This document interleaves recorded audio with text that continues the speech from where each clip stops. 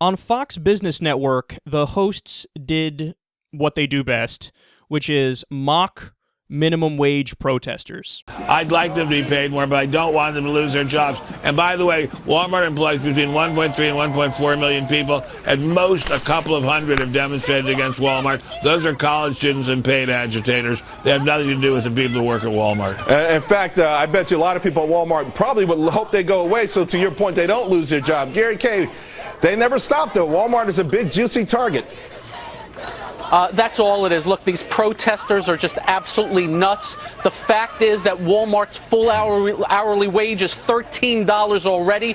There's only 6,000 of them that are at minimum wage, and they're already fixing that up. Walmart is the greatest job-creating machine in history before and going forward, and these morons want to make people lose jobs. I think you and I were talking about this at the break. These are paid agitators for the most part, and I think if the American people knew where taxpayer money, which funnels its way from community organizing groups like Acorn and some of these other big unions, La Renza, whatever that is, Raza, and the unions, and how there's a sort of coalition of the left that pays people to attack big business or business. I think the American people would be aghast of what's going on. This is a real tragedy. Oh, it's a tragedy. It's a tragedy that people want a living wage. They're not being unreasonable. They're not saying, hey, let me work full-time at a minimum wage job and own a mansion and a Ferrari and a Maserati and have an entourage. That's not what they're saying. They're saying, could I just survive? Just the bare minimum? Could you just pay me enough so I could pay the rent and keep the lights on and stuff?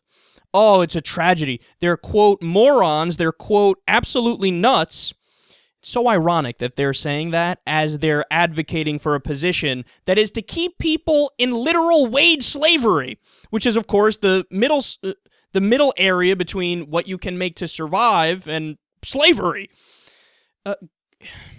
It's so hard to wrap your mind around the fact that these guys aren't embarrassed by their position. And did you hear what he said at the end there?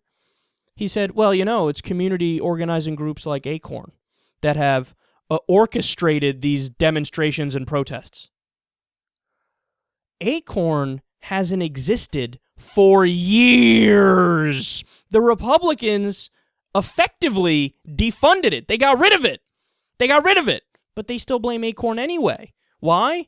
Because they don't know anything. They don't read. They don't know the facts. They don't know the news. They don't know the reality. So they make shit up as they go along and realize that this is a clear case of projection because that's what they do. All the conservative movements that don't actually have a lot of people that back it fervently, you have the Koch brothers and Americans for Prosperity and all these different groups.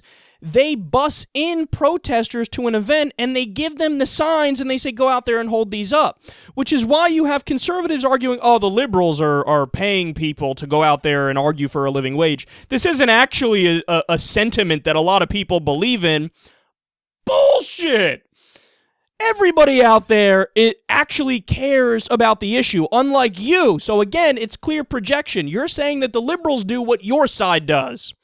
And then one of the guys says, Walmart is a job-creating machine. Okay. And that doesn't mean they're, by definition, good. You know what actually in history was a better job-creating machine than Walmart? I'm not kidding about this. Southern plantations.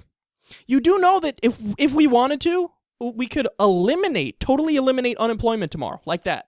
We could eliminate it. Now, if you listen to the Republicans, that's always a good thing. It would always be a good thing to get rid of unemployment, no matter what the details are of the situation. Okay, then bring back slavery.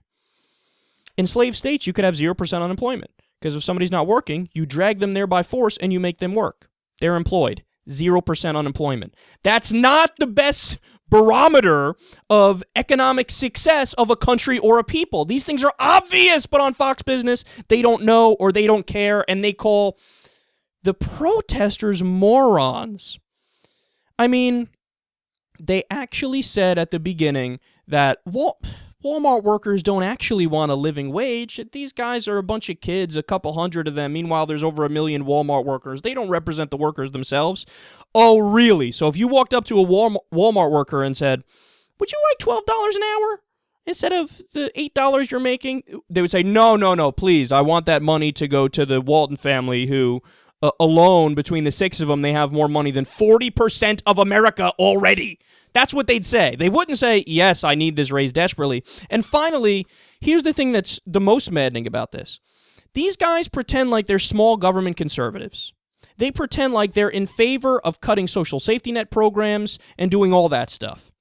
Now, if they actually were in favor of that, they would support a minimum wage increase. Why? Because if you make the company pay the workers more, pay the workers what they actually produce, well then, they wouldn't need Medicaid, they wouldn't need food stamps, they wouldn't need the social safety net. Right now, Walmart workers take a tremendous amount from the government because their job doesn't pay them enough to survive. So if you make Walmart pay the workers what they're actually worth, if you make Walmart pay them a living wage, then they wouldn't need to go to Medicaid and food stamps and the social safety net programs, and you could cut the size of government. You could shrink the size of government.